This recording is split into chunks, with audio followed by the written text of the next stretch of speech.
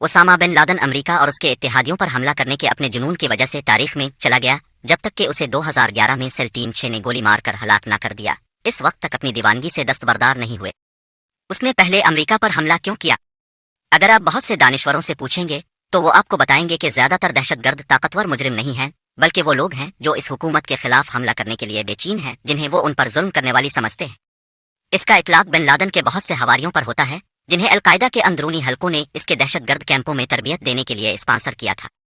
लेकिन इसका इतलाक उसामा बिन लादन पर नहीं हुआ। उसामा सऊदी अरब में मोहम्मद बिन अव्वाद बिन लादन के बेटे के तौर पर ऐश व इशरत की गोद में पला बढ़ा। ये कहना कि बड़ा बिन लादन एक कामयाब था, इसे हल्के में डालना होगा। वो एक अरबपति तामीराती माहिर था जिसने इस बात को यकीनी बनाया कि इसके खानदान की अच्छी तरह से देखभाल की जाए। इस पर इसका बहुत बड़ा खानदान। उसामा बिन लादन 1957 में मोहम्मद बिन लादन की 10वीं बीवी के बेटे के तौर पर पैदा हुए। मजमूई तौर पर इसके वालिद के 52 बच्चे थे। उसामा की पैदाइश के फौरन बाद इसकी वालिदा ने इस अरबपति को तलाक दे दी, लेकिन उसामा बिलाखिर अपने वालिद से कम अज कम $25 मिलियन का वारिस होगा। इसलिए इसका अच्छी तरह ख्याल रखा गया। लेकिन इसकी बुनियाद परस्ती कहाँ से शुरू हुई? बिन लादन खानदान अकीदत से मजहबी था, लेकिन सुन्नी मुस्लिम अकीदे के मरकजी धारे के वर्जन की पैरवी करता था। वो सऊदी सकाफत में अच्छी तरह जम हो गए थे और कोई भी ये तवक्को नहीं करेगा कि कबीला में से कोई एक बदनाम जमाना दहशतगर्द बन जाएगा।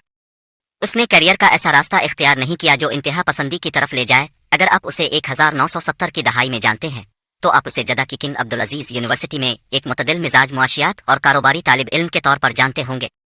उसने ग्रेजुएशन किया, अगरचे इसके बारे में रिपोर्ट्स मुख्तलिफ होती हैं कि इसने किया, लेकिन हम जानते हैं कि इसने ऑक्सफोर्ड की एक क्लास में मुख्तसर तौर पर शिरकत की। इसे जानने वालों ने बताया कि वो शायरी, फौजी तारीख और फुटबॉल के बारे में पुरजोश था। तो ये सब इतना बुरी तरह गलत कैसे हुआ? ये सब इस वक्त शुरू हुआ जब इसने 1979 में कॉलेज छोड़ दिया और सोवियत यूनियन के खिलाफ लड़ने के लिए अफगानिस्तान चला गया। अफगानिस्तान पर हमले ने इसे सियासी बुनियाद परस्त बनने पर उकसाया था, लेकिन इस वक्त उसके पास अमेरिका से नफरत करने की कोई वजह नहीं थी। दरहकीकत अमेरिका और सोवियत यूनियन एक दूसरे के सख्त दुश्मन थे। उन्होंने जिन ग्रुपों के साथ काम किया, मुजाहिदीन की तरह, हत्ता कि उन्होंने सोवियत यूनियन को रोकने के लिए लड़ते हुए अमेरिका से माली इमदाद भी हासिल की। सऊदियों ने सोवियत यूनियन के खिलाफ भी मदद फराहम की और ऐसा लगता था कि बिन लादन के मफादात बड़े मगरबी ममालिक के मफादात के मुताबिक थे। लेकिन फिर कुछ बदल गया। जिस वक्त उसामा बिन लादन अमेरिकी मफादात के खिलाफ बढ़ते हुए दहशतगर्दाना हमलों के सिलसिले की वजह से मगरब में एक अवामी नाम बन गया था, इसके मुहर्रिकात ड्रामाई तौर पर तब्दील हो चुके थे और इसी तरह दुनिया में इसकी हैसियत भी थी। मगरब मुखालिफ बुनियाद परस्ती की तरफ इसका रुख उनकी सऊदी शहरियत को मनसूख करने का बाइस बना था। बहरहाल सऊदियों ने अमेरिका के साथ अपने इत्तेहाद को बहुत ज्यादा अहमियत दी, खास तौर पर ईरान के साथ उनकी दुश्मनी की वजह से, और वो किसी वाइल्ड कार्ड से मुंसलिक नहीं होना चाहते थे। बिन लादन ने खुद को एक बेवतन दहशतगर्द पाया जिसने सूडान, पाकिस्तान और अफगानिस्तान समेत ममालिक में पनाह हासिल की थी, और वो कभी कभार धमकी आमेज वीडियो टेप्स बनाता था और उन वीडियो टेप्स पर उसकी तहरीक वाज़े होने लगी। सऊदी अरबपति तामीराती माहिर के बेटे को किस चीज ने दहशतगर्द बुनियाद परस्त बना दिया? बिन लादन ने बहुत सी वजाहतें की और वो सब हक़ मुमासिल नहीं थीं। 9 नवंबर के हमलों के कुछ ही देर बाद बिन लादन ने हमलों का क्रेडिट लेते हुए अपना पहला नया वीडियो टेप जारी किया और उसने हमले की एक अहम वजह बताई। ये इसराइल फ़लस्तीन तनाज़ा था जो इस वक्त 50 सालों से जारी था। अगर आप इसराइलियों से पूछें, उन्होंने एक नौज़ायदा मुल्क के खिलाफ नस्ल कशी की जंग को रोका था और वो इलाका ले लिया था जिसकी उन्हें अपने दिफा के लिए ज़रूरत थी। अगर आप फ़लस्तीनियों आसपास की अरब रियासतों से पूछें तो उन्हें खित्ते में नए आने वालों ने अपनी सरजमीन से बेदखल कर दिया था और तब से वो अपनी ज़मीनें वापस लेने के लिए लड़ रहे थे। लेकिन क्या ये इलाकाई तनाज़ो एक आलमी जंग को जन्म देने के लिए काफ़ी था? एक लफ्ज़ में, शायद नहीं। जबकि उसराला फ़लस्तीन तनाज़ा हमेशा जज्बात को तेज़ करता है, सिर्फ गाली गुडवट के बारे में एक मजमून के तबसरे के सेक्शन में किसी से भी पूछें, यह निस्बतन छोटे पैमाने का तनाज़ो भी था। मस्जिद अक्सा और यहूदी हैकल माउंट पर तनाज़ा सबसे ज्यादा बिन लादन जैसे मजहबी पुरजोश शख्स से मुताल्लिक था, लेकिन इस ख्याल के साथ एक मसला था कि यह इसका मुहर्रिक था। इस वीडियो से पहले इसने कभी भी तनाज़ा का जिक्र नहीं किया था। पहले मुश्किलात यह हैं कि अमेरिका के खिलाफ अपना सबसे बड़ा धचका लगाने और अवामी दुश्मन नंबर 1 बनने के बाद वो उम्मीद कर रहे थे कि इस गर्म मौजू को सामने लाने से इसे खित्ते के ममालिक से मजीद हिमायत हासिल होगी। लेकिन दूसरे तनाज़ात का उसकी बुनियाद परस्ती से ज्यादा ताल्लुक हो सकता है। खलीजी जंग 1990 की दहाई के सबसे बड़े तनाज़ात में से एक थी, जिसमें बिलाखिर अमेरिका ने सद्दाम हुसैन के कवैत पर हमले को रोक दिया, लेकिन इराकी आमिर को इक़्तिदार में छोड़ दिया। सद्दाम करदूं जैसे अक़लियती ग्रोहों के साथ अपने वहशियाना सलूक के लिए बदनाम था और उसकी फ़िज़ाई हुदूद में दाखिल होने वाले अमरीकी तैयारों पर अक्सर हमला करता था। इराकी फोर्सेज ने साबिक सदर जॉर्ज H.W. बुश के ओहदा छोड़ने के फौरन बाद उन्हें कत्ल करने की कोशिश भी की।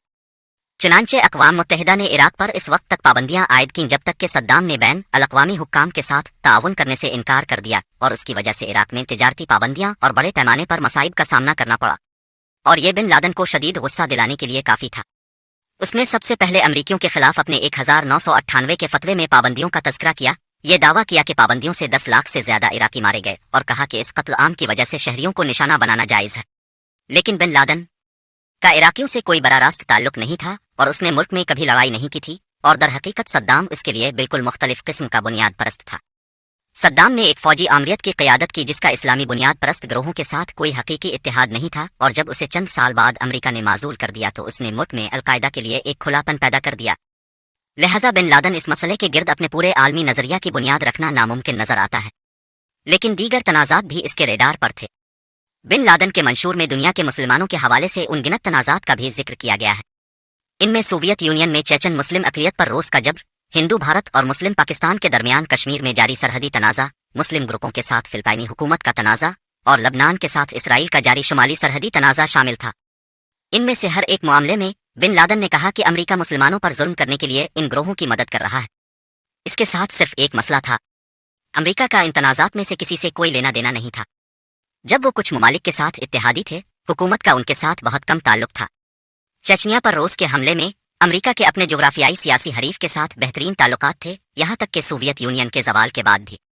एक इस्तिस्ना बिन लादन का सोमालिया में तनाज़ा का जिक्र था, जहाँ अमरीकी मुदाखलत ने एक खूनी तनाज़ा को जन्म दिया था जिसे फिल्म ब्लैक हॉक डाउन में अमर कर दिया गया था। लेकिन इनमें से कोई भी तनाज़ात नहीं थे जो खास तौर पर बिन लादन के करीब थे और उनमें उनकी शमूलियत सिगरेट नोशी की बंदूक से ज़्यादा शिकायत की फहरिस्त की तरह नजर आने लगी। इसे एक शिकायत थी जो दूसरों से मेल नहीं खाती थी और इसमें शायद कुछ दाएं बाजू के अमरीकी भी सर हिला रहे होंगे।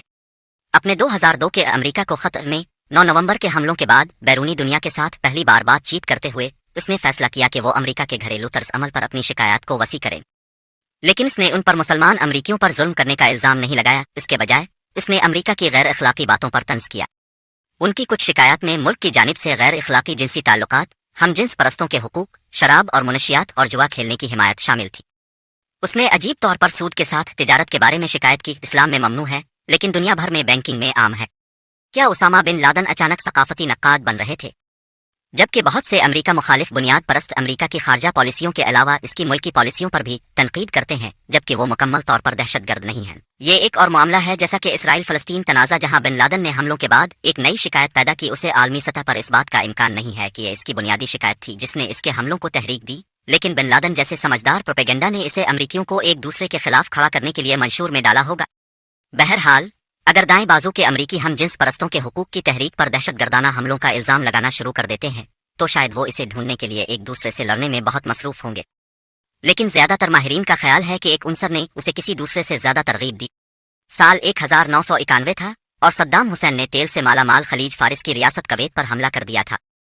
अगरचे हम पहले ही दरियाफ्त कर चुके हैं कि सद्दाम हुसैन ने बिन लादन के मकसद की मुकम्मल हिमायत नहीं की, इसके गुस्से की जोड़ें बहरहाल इस जंग से जड़ी हो सकती है। अमरीका और सऊदी अरब आपस में गठजोड़ कर रहे थे और सऊदियों ने फौरी तौर पर अमरीकी फौजियों को अपनी सरजमीन पर मदऊ किया ताकि वो वहां से इराक पर अपने हमले शुरू करें और अगर सद्दाम तेल की तलाश को मजीद आगे बढ़ाने का फैसला करता है तो कुछ इंश्योरेंस फराहम करे। और जब जंग खत्म हुई तो अमरीका इधर उधर फंस गया। 1992 से 2003 तक अमरीका के तकरीबन 5000 फौजी सऊदी अरब में तैनात थे, जिनमें से ज्यादातर इराक पर फिजाई कार्रवाइयां करने के लिए थे। जब सद्दाम को पीछे धकेल दिया गया था, कभी भी कोई बाज़ाब्ता अमन मुआहिदा नहीं हुआ था और उसने अपने पड़ोसियों के साथ जारहाना सलूक जारी रखा। ये वो चीज़ थी जिस पर सऊदियों ने इत्तेफाक किया और दरहकीकत मदऊ किया। उनकी सलामती को सद्दाम से भी खतरा लाहिक था और अमरीका के साथ तिजारती ताल्लुकात दोनों ममालिक के लिए अहम थे। खलीज फारिस की शिपिंग लेन की हिफाजत के लिए अमरीकी मौजूदगी अहम थी। तो उसने बिन लादन को गुस्से से क्यों भर दिया? सादा अमरीका ने इत्तेफाक किया, सऊदियों ने इत्तेफाक किया, लेकिन किसी ने इसे नहीं पूछा। अगरचे इसमें शामिल ज्यादातर लोगों ने महसूस किया कि सिक्योरिटी फवाइद इसके काबिल हैं। उसामा बिन लादन ने सऊदी सरजमीन पर अमरीकी फौजियों की रजाकाराना मौजूदगी को भी मुकद्दस मुस्लिम सरजमीन पर हमले के तौर पर देखा। जबकि फौजें मक्का और मदीना के मुकद्दस शहरों के करीब कहीं नहीं थीं, वो इस बुनियाद परस्त के बहुत करीब थीं। और इस बात के काफ़ी शवाहिद मौजूद हैं कि शायद यही वो मुहर्रिक था जिसने इसे अमरीका मुखालिफ अस्करियत पसंद बना दिया। एक बात तो ये थी कि इसने 1996 में जो पहला फतवा जारी किया था, इसमें यह वाहिद मुहर्रिकात का जिक्र किया गया था